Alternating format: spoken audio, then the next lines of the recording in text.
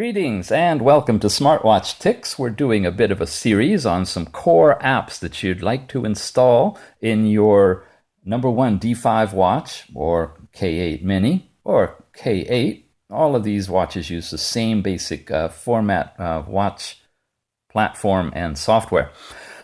Before we begin on our next series, I want to let you know that this is all about voice input. So if you work in a library or you're not inclined, notice that it just cleaned the cache. That's that cache cleaner I've had installed here. It's also on the phone. Every few minutes, it cleans the cache. Great.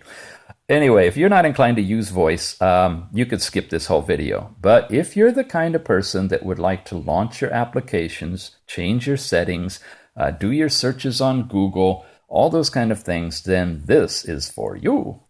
As we begin, I wanted to show you another nice clock face that's been released, free of course, from some of the developers over at the XDA Developers Forum. Again, we'll have a link at the bottom of this video to the particular clock face forum, and please go back and take a look at the custom clock faces video to get an overall idea of what we're talking about and how easy it is to install these clock faces. But I digress again. Today we are talking about voice, and the first one I want to point out is called Floating Commander. Now, in the last video, we talked about this little dot here.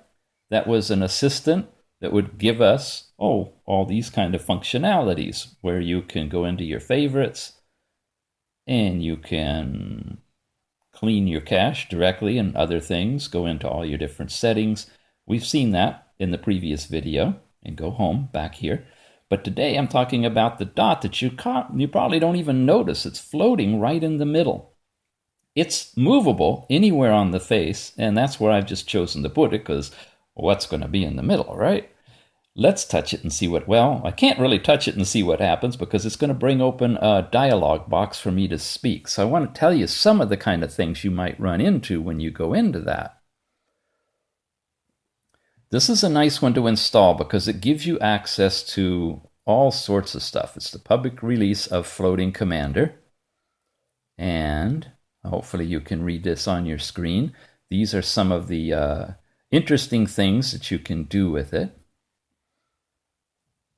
These are the basic instructions. You have toggle commands, so you can simply turn on and off all of these different things. Here, you can start and stop, switch on, switch off. All these are active words to do these things with these things. Category 2 is launching commands, so you can say launch, start, run, or open any app or any setting name. Got some insight for you on that in just a minute. And then here's some of the basic examples. You can set things with values, like set the brightness, the volume, the ringer. And then there's the miscellaneous commands, like clean memory or dial phone numbers. Something like what an active assistant would be able to do for you, but much more robust, okay? You can clean RAM. You can dial Alex. Tell Alex I'll be late. And of course you can browse. You can do all that stuff. What I want to point out right now is about going in, not the launching, but the settings, some of the settings. Now, those of you that are familiar with the D5 know that this has some pretty limited capability when it comes to getting into your settings. You can't see a lot of stuff. In particular, the app manager, the only thing you can do is uninstall apps with the app manager on the watch, the way it's configured by No.1 with its overlaid launcher. And what we really need is a lot more than that. You want to be able to move apps, for example, from the core memory to what they call the external memory or the secondary memory. Again, we don't have an SD card capability on this watch, so you can't insert an SD card or TF card, but you can move apps off of your main drive memories so that you can free up space to put more apps in there. And we've done that before with Clean Master. Well, check this out. I can press this button, open App Manager. And when I do, I open the actual authentic app manager that you normally see on a phone. And there's all of the downloaded apps. And if I go over to the side, this is what they call phone storage, but these are the apps that can actually be relocated off to the secondary memory. And all you got to do is put a check mark beside one of them. See the little hole dots over there? Now I'm getting cluttered with the scroll thing for the brightness and this button for the launcher overlay. But you can put it right here and you can touch a button to get the check mark. And then you can get into it. So Stitcher, for example, uses up 27 megabytes of actual storage space for the application. But I could move to phone storage, and I can cut that down significantly. And I can do that for each and every one. So that was one of the primary reasons that we'd installed CleanMaster. Now, with this simple app and pressing a button, I can uninstall CleanMaster and still have that capability. See, we're able to really share and use space much more dynamically and effectively this way. All right, what else can we do? Let's try display. Open display settings. Now we're getting a much more detailed look at your display settings than you can actually get when you go into display from the settings on the watch, like lock screen notifications. I haven't tried that because I don't lock the screen. You can put a pin on your watch and maybe you'll get notifications. I don't know. Not interested because I'm not really tethering yet. Wallpaper, brightness is basic, auto rotate. Sleep is what you have at the on the basic version, so it shows up here. Daydream, like you have on the phone, so that you can go into daydream mode and it daydreams the clock. Haven't played with that yet, but there's something you don't normally see. And this one, folks, this is great if you want to be able to read your watch. Just having access to this particular setting is worthy enough of downloading Floating Commander to get into here. Normally it's set to either normal or small, which is pretty tiny. I mean, if you're pretty far away from your watch. But it has the setting for huge. I'm talking huge. How many people are going to be doing that? Anyway, it's huge. And I like that because it's very, very readable. And that's in the display settings. But wait, there's more. Open sound settings. Now, your basic sound settings give you access to sound. But here we also have access to audio profiles. I suggest just once, so you can use this to go back and forth between them. But you can set your sound preferences like you can on the regular phone to all these options as well. And do this audio enhancer for earphone, which of course there's no earphone port. And you can see kind of why some of these have been hidden from view. But some of them you really don't want hidden, you want access to. Like open location settings. Now, you can kind of get in and look at your location stuff, but here, with location settings, you have the ability not only to set your mode to high accuracy with the built-in GPS, mind you, but you can see that Google Play Services has used it. Stitcher knows where I am? That's interesting. And you can go into your Google location history, which then, of course, ties into your Google account, which means from your computer, you can see where your watch is, if it's picking up the GPS signal and in a Wi-Fi zone. We still have questions we haven't answered on whether the GPS is active and working when you're out and about, even if you're not in Wi-Fi or with your SMS card running on data. Whether it accumulates that information and reports back to Google later when it connects where you've been. Most likely, GPS is turned off when the watch is off. And most likely, it takes it a while to access all of the satellites. So it might only work if you have your timeout set to, say, 5 minutes, at least 1 minute, most likely 5, and you leave your watch on for it to gather the GPS data. But if you're going to go out for a hike or something and you want to try to get a track of where you went, I'd suggest leaving your watch on. Just in the screen, you can turn the brightness way down to save power, of course. Look at that, minus 75%. Can you even see that it's on? Bad thing is if I miss the button, I can't turn it back up again. There we go. Anyway, that's another aspect of what you can do. And I'm sure there's other menus. Those are the ones I've discovered so far by just guessing and saying open and giving it a settings name. And we've gotten into some really cool stuff to adjust this watch in ways that No.1 never intended you to do. All right, there's a whole lot more as we saw on this. We can turn on and off all these different things just from voice, just from the main screen. And of course, you can search for something. No.1 D5 smartwatch. I have Apis browser set as the default browser on here, so I'm not using the built-in browser. And boom, there you go. Pictures of it, the whole 9 yards. So, very robust button that you can put in the middle. You can deactivate it anytime you want to simply by going to the app itself, which we can get to by finding it. Loading, Commander.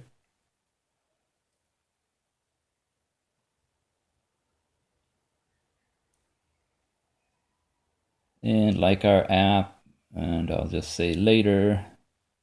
And there you go. All I got to do is click that to turn it off, and it's off. It's in the Google Now mode, or you can turn on the Google Now mode, so it will actually, when you touch the button, launch Google Now as if you said, OK, Google. However, with it turned off, you have all these other functions that you can use, which is what I do, because if I want to go into Google, I simply go to Google. Now, you may have noticed, before I go into that in your S5 and you scroll down your apps, you do not see the Google icon. It's not installed in a way you can see it. You see voice search, but you don't see Google. And if you do this, when you install the different apps, it does show up. So you can actually put Google here. Come on, you. Are we hosed up here some reason? Google.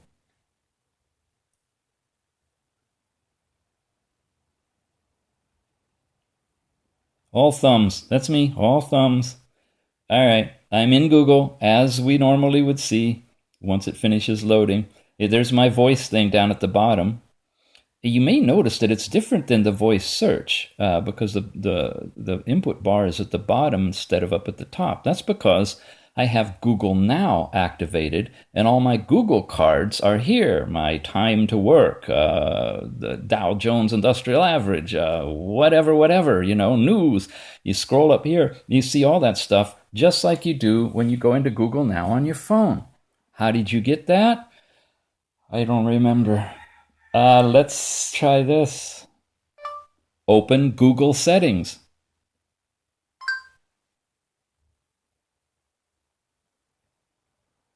Haha, there we go.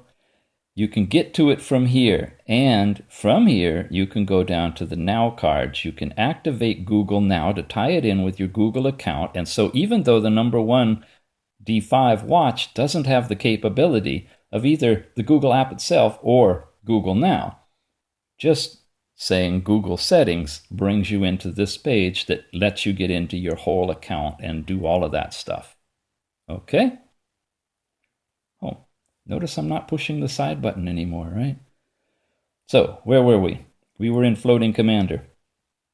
And you can turn the service off simply by touching that, and the dot goes away, and you can use your watch without it. So nice to have installed, very functional, and a great little tool. All right. We have talked about Google and Google Now. We have talked about the dot. Now let's talk about Open Mic Plus. I don't know if you noticed or not, but if I say, OK, Google, nothing happens. Because the watch will only support OK Google when the Google app is running. There's no option to allow it to open at any time on this device, unless you install Open Mic Plus. When you do you love it? Yeah, I love it. But I'm going to ask you to remind me later because we're in the middle of a video here. You have hot word detection, which is the specific word you're going to be using, like OK Google is the default. But if you'd like to change that, this is the place to do it. So when you have open mic running, you could say whatever you want. I mentioned that on the other one. It's really this. This is the app that you can contour how OK Google responds, whether you want that phraseology or something different. Okay, I will come back here. Open Mic Plus. And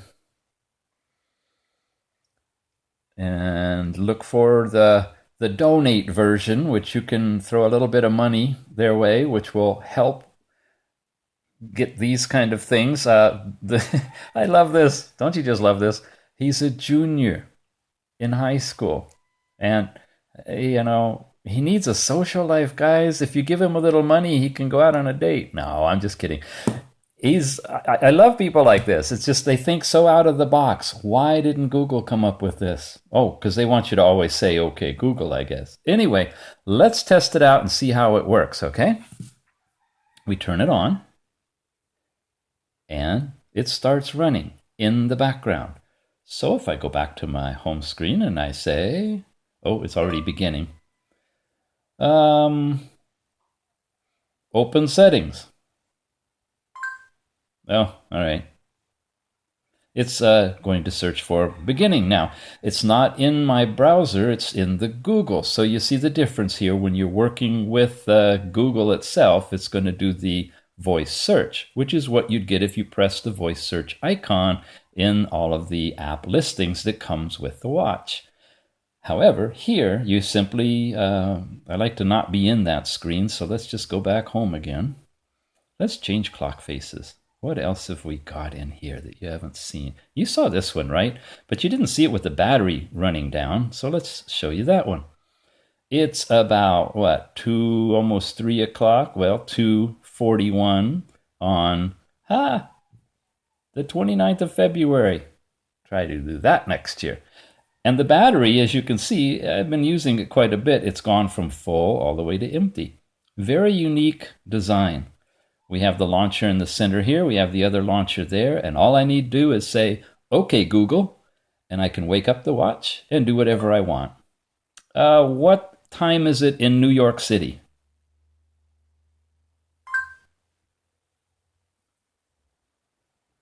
And blah, blah, blah. So let's recap all of this stuff. Let's go home.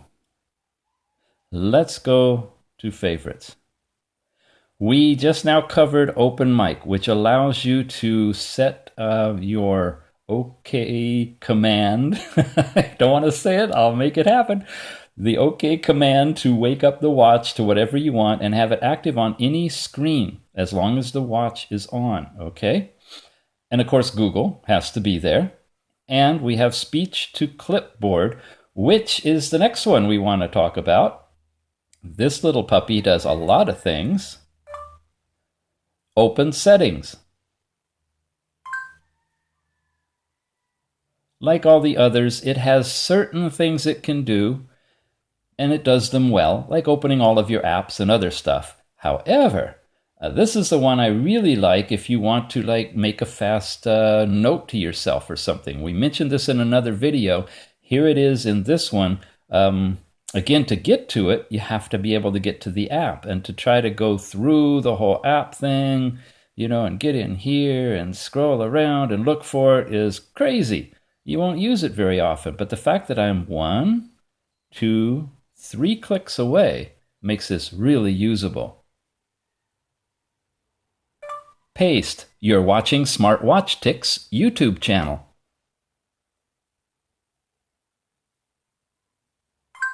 I preceded that with the word paste, which lets whatever comes after that be copied to the clipboard.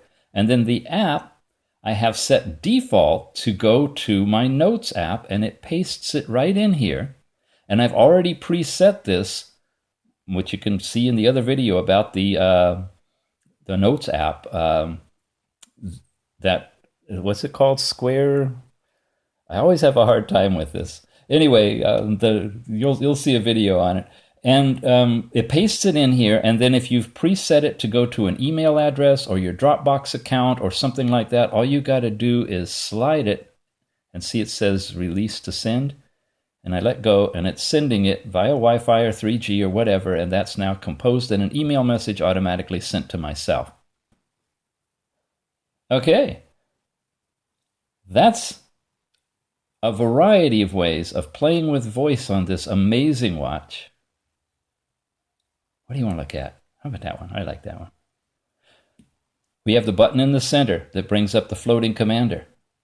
We have the button on the side, which we covered before, but that lets us get to the favorites where we can set up Open Mic Plus to be active and listening. Notice it's only active and listening when you've turned it on, so it's not sort of like Google that always has it on if you have the master selection that's going to drain your battery. You just use it when you're in a convenient way to use it or have it plugged into your charger. The Google app that you can't get to from the watch, but you can get to here, and Speech-Clipboard Pro. I highly recommend going to the Pro version of that as well. All right? That's it for this particular round of information. I think the watch is telling me I'm getting low, and let's go into power saving. I have not done that before. There, I'm in power saving, whatever that means. Let's go back, and let's get out of here and say,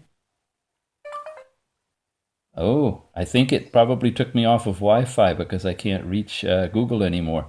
So the watch is getting ready to go into desperation mode where it's going to still do its basic functions, but probably not have data connectivity and the other stuff.